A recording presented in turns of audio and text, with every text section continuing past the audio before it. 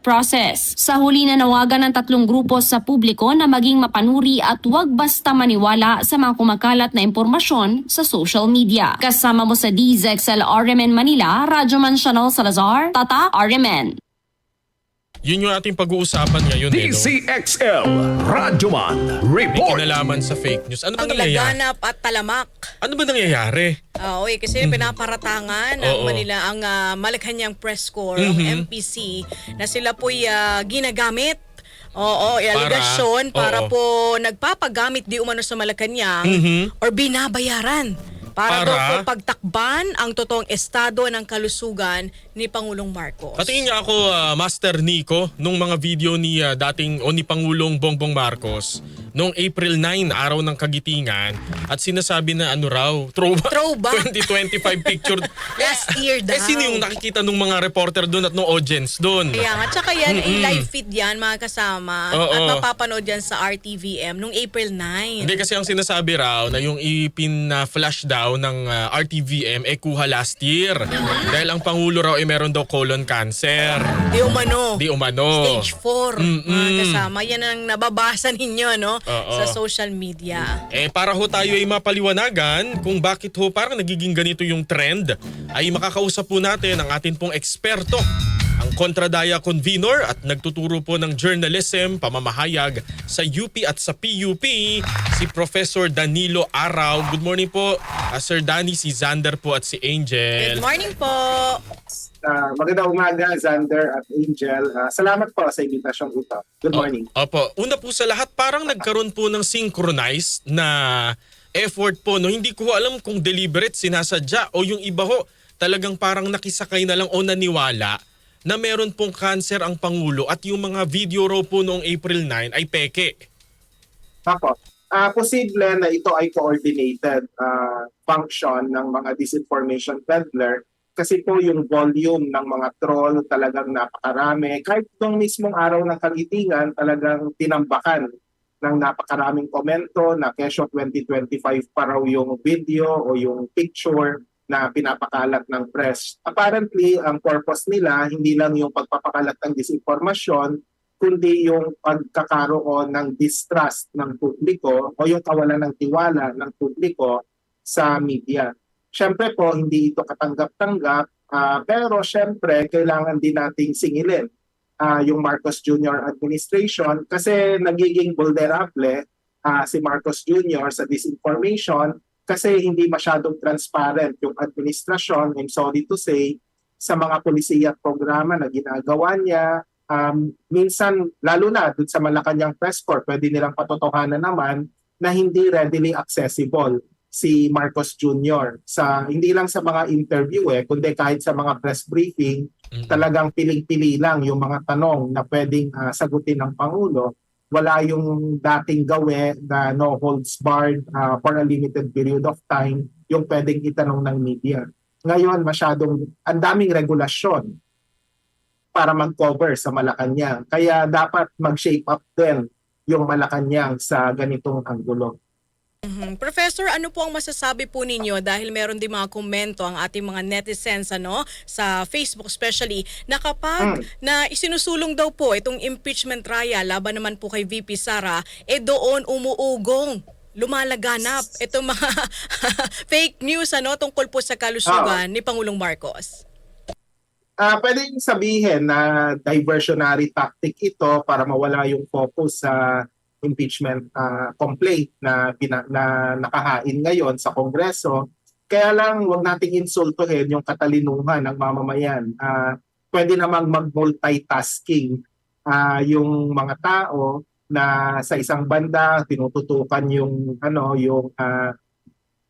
kinakaharap dito sa ating bayan, and at the same time alam naman natin yung global uncertainty brought about by the US and Israel's war of aggression sa Iran na nagresulta sa pagtaas ng presyo ng mga produktong petrolyo na may domino effect din sa buhay at kabuhayan natin. Kaya mali yung gawe ng ilang mga hyper-partisan bloggers and content creators na dapat tutukan muna yung buhay at kabuhayan ng mamamayan, saka na yung impeachment o anuman, pwede namang magsabay-sabayan. Kaya yung diversion sa usapin ng kalusugan di umano ng Pangulo o kesyo nasa ospital na o kesyo patay na raw ang Pangulo, yung mga bagay na yon, it wouldn't work well. At the end of the day, baka nga mag-backfire pa dun sa mga nagpapakalat ng disinformation kasi na-expose sila for who they really are and what their real intentions are. Opo, idagdag na rin ho namin itong mga nakarang araw, yun hong mga fake news din tungkol naman sa langis na ang Yes. si Mayor Baste Duterte daw ay nakipagkamay sa prinsipe ng ganitong bansa at nagpadala daw ho ng gasolina sa Davao City. Yung mga ganun ho, hindi ko ho alam kung satire ba, may mga gusto lang magpatawa o talaga hong sinasadya para po pabanguhin ang pangalan ng mga Duterte. Napansin ko at nakita ko yung ilang mga post tungkol doon, wala namang sinasabing satire o parody ito. Pero syempre, merong ilang mga obvious na hindi talaga totoo. Hindi lang kasi Brunei ang nasangkot pati Nigeria, di ba? Yes. Yung Nigerian prince, nakipagkamay din daw or nagbigay din ng langis. Pero ano pala yun, yun yung, rap artist pala yun sir, rapper pala. yun na nga Kaya nga, so yung mga bagay na yon obvious na peking balita. Pero alam naman natin hindi na to bago kasi kahit noong 2016 nung nangangampanya pa si Duterte, lahat na yata ng mga leader ng bansa nag-endorso sa kanya, pati Santo Papa, di ba, may meme na pag-endorso. So parang obviously hindi yun totoo, linawin natin sa mamamayan, pero kailangan malinaw tayo na yun yung device at yun yung pamamaraan para ma-distract yung mga tao. In fact, kahit sa impeachment, di ba, yung mga abogado raw ni Duterte, hindi lang sa Pilipinas, pati sa Amerika rin, na talagang yung mga fictitious na mga lawyers sa mga pangunahing TV series sa Estados Unidos, correct. Yun yung ginagamit, di ba? So, kumbaga malinaw, obvious naman sa mga tao na hindi ito totoo, pero linawin natin, meron pa rin mag-fall for such disinformation, lalo na kung hindi ka pamilyar sa mga karakter na to. Halimbawa, yung rapper sa Nigeria, ako honestly, nakilala ko na lang siya dahil na-feature siya dyan, pero hindi ko alam yung kanyang musika, sa totoo lang. So, yung mga bagay na yon dapat malinaw na pamamaraan sa disinformation.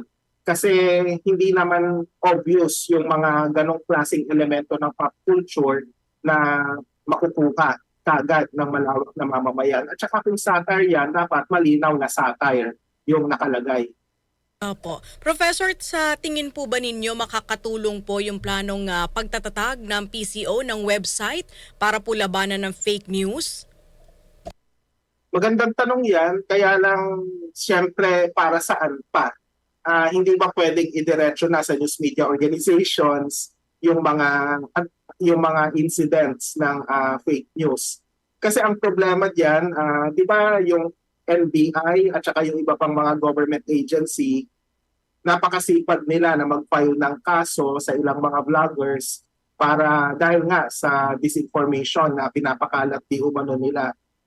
Alam mo ako, kahit na kasuklam-suklam yung ginagawa ng mga hyper-partisan vlogger, attempted ka na sabihin, they deserve to be charged in court, mapapaisip rin tayo na hindi ba natin mas lalong pinapasikat at ginagawang martir itong mga tao na sa totoo lang hindi naman dapat bigyan ng kaukulang atensyon, at kung meron mang i-call out sa kanila, they will be called out in the court of public opinion, hindi po sa court of law. Kasi yun na nga, ayaw natin ang gawin silang martir kapag himas-rehas na kasi sila, yung optics doon parang lumalabas na biktima sila ng political persecution, which we do not want to happen. Kasi yung disinformation na ginagawa nila, dapat kino-call out lang yan. Hindi na dapat umabot pa na sa korte pa tayo mag-uusap. Kaya kung babalikan natin yung planong magkaroon ng website, ano ba yung layunin? Again, transparency ang usapin dito May plano na ganitong gagawin yung Malacanang, ano yung layunin sa pagpapakalat ng disinformasyon at ano yung function nito na hindi kayang gampanan ng news media organization na sa totoo lang may mga ginagawa naman for fact-checking. At masipag din namang mag-fact-check, hindi lahat. Pero yung mangilan-ngilan sa mga news media organization. Opo.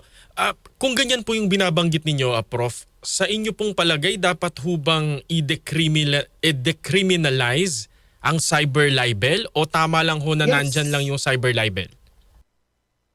Ang libel in general, matagal nang panawagan yung decriminalization nito eh.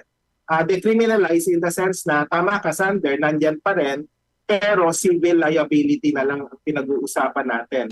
Kasi sa totoo lang, nawe-weaponize yung libel, lalo na yung criminal aspect nito, kasi parang ito yung tabak ni Damocles na na nasa ulo ng mga periodista na parang may threat na pwede kang makulong kapag ikaw ay sinampahan ng libel.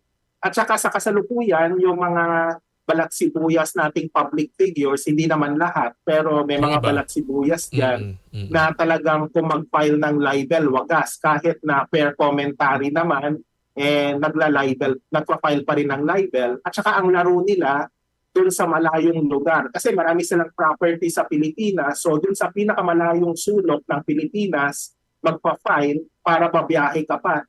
Mahirapan din yung mag-eeroplano ka pa, para mahirapan ka, yung kinasuhan. para mahirapan yung kinasuhan. Pero syempre, pag kailangang mag-appear on court yung mayaman at makapangyarihan na nag-file, pwede niyang gawin yon kasi may resources naman siya at marami siyang property sa iba't ibang bansa. Kaya sa iba't ibang bahagi ng bansa. Kaya yun yung kailangan nating tandaan. Kaya yung decriminalization, maganda na ni-raise mo yan, all the more na kailangan mag-decriminalize, lalo na patuloy yung harassment and intimidation po sa media. And to some extent, dito medyo ironic, yung mga hyper-partisan vlogger, kikinabang din dun sa decriminalization ng libel kasi nga wala nang threat sa kanilang pagpapakulong, which is good. Kasi ayaw nating maging martir itong mga taong to na hindi naman dapat binibigyan ng kaukulang atensyon. Opo. So Professor, paano po natin mababalanse yung paglaban po sa fake news at pagpapanatili ng mga freedom po natin? Kasi yan yung sinisigaw ng iba di ba? Nasasagkaan yung kanilang kalayaan. Okay, magandang tanong yan. Wala pong kalayaan sa usapin ng pagsisinungaling. Kasi you need to be accountable for all of your actions. Parang yung media yan, may proper vetting ng impormasyon. Halimbawa, dito sa ating conversation sa kasalukuyan, dumaan sa tamang proseso yung pag-vet nyo sa akin, kung tingin nyo credible ba ako bilang source of information. In the same way, kayong dalawa, hinire, hindi siguro sa inyong kagwapuhan o kagandahan, kundi sa inyong kakayahan bilang periodista. Kumbaga, sekundaryo na lang yung itsura po ninyo. So, ganun dapat yung kalakaran. Sa hyper-partisanship na mga vloggers and content creation, kahit sino pwedeng mag-vlogger, wala nang masyadong training, basta't malakas ang loob mo. Minsan nga, basta wagas kang magmura, mas maganda. Parang gano'n yung nagiging kalakaran. Kayong dalawa, bawal magmura. At lalo na, bawal din, di ba? So may mga ganong dapat na gawin. So hindi usapin ng freedom of expression, balikan natin. Halimbawa lang kung mawalan sila ng platform sa social media, ang tawag po rito, responsible gatekeeping. Kasama po sa teorya ng komunikasyon at periodismo yung gatekeeping. Ibig sabihin, sinasala natin at may vetting process na pinagdaraanan po lahat. So, yun yung dapat nating tandaan. In the same way, sorry medyo napahaba pero this is the last point. Opo. Sa usapin ng anti-fake news law, hindi natin gusto na magkaroon ng anti-fake news law kasi mas mainam yung self-regulation po sa media. Kapag gobyerno ang magtatakda kung ano ang fake news at kung ano yung katotohanan, delikado po ang critical na komentaryo sa media kasi tandaan natin nung panahon ni Duterte, tinatawag na fake news lahat ng mga nagkikriticize sa kanya, including journalists and news media organizations. So yun yung iniiwasan natin. So yung self-regulation, yun yung magiging susing salik po para mas maipaglaban natin yung ating kalayaan sa pamamahayag at iba pang mga batayang kalayaan po ng ating mga kababayan. Opo. Bakit ho kaya hindi naman nasasawata kung self-regulation po ng Meta, Facebook, Instagram, etc. Yung mga satire, yung mga fake news na lumalabas at nagmumukha ho kasing totoo? Magandang tanong po yan. Siyempre yung sophisticated technology talagang yung pagiging peke nagmumukhang totoo. Pero on a related note, kailangan nating singilin talaga yung Meta tsaka iba pang mga social media platform kasi masyado silang nagdedepende sa kanilang mga algorithm. Napaka-nebulous ng termino na algorithm, walang nakakaintindi talaga nito kung ano ba talaga ito eh. Tapos, wala nang masyadong human intervention sa usapin ng pag-gatekeep ng impormasyon. Ulitin po natin para po sa kaalaman ng publiko, ang gatekeeping po, normal na kalakaran po yan sa news media organizations at dapat mag-apply din po yan sa kalakaran sa mga social media platform para yung katotohanan lang po ang mangingibabaw. Pag sinabi nating katotohanan, simple lang yan sa journalism factual accuracy and contextual accuracy po. Kapag ikaw nagsisinungaling ka sa isang platform, halimbawa sasabihin ko, flat ang mundo. O kaya sasabihin ko, yung Artemis 2 ay ginawa lang sa Hollywood at hindi naman talaga sila umikot papunta sa buwan at bumalik ng Earth.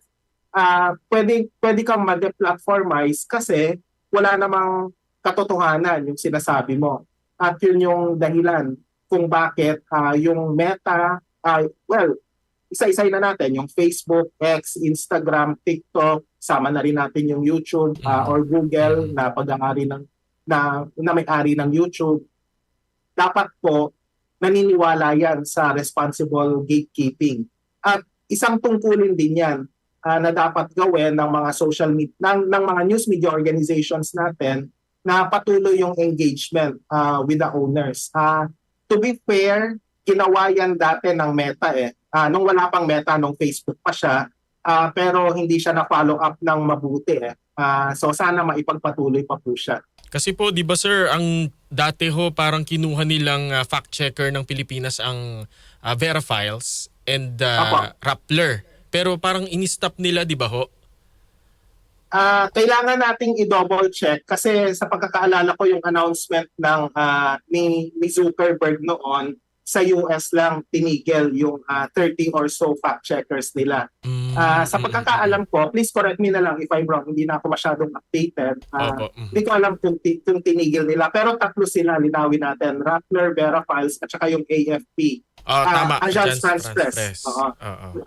Na nandito, na merong Philippine Bureau po. Sa pagkakaalala ko, tuloy pa rin yata. Pero kailangan i-fact check po yun. Hindi ko kasi ako updated. Opo. Thank you, Prof. Opo. Kanina nabanggit mo, Prof, yung tungkol sa algorithm. Once kasi na makapanood ka ng fake news, pag scroll mo, yan na. Tuloy-tuloy na. Puro fake news na. So siguro bigyan nyo na lamang ng tips yung ating mga kababayan para hindi po sila mabiktima ng fake news.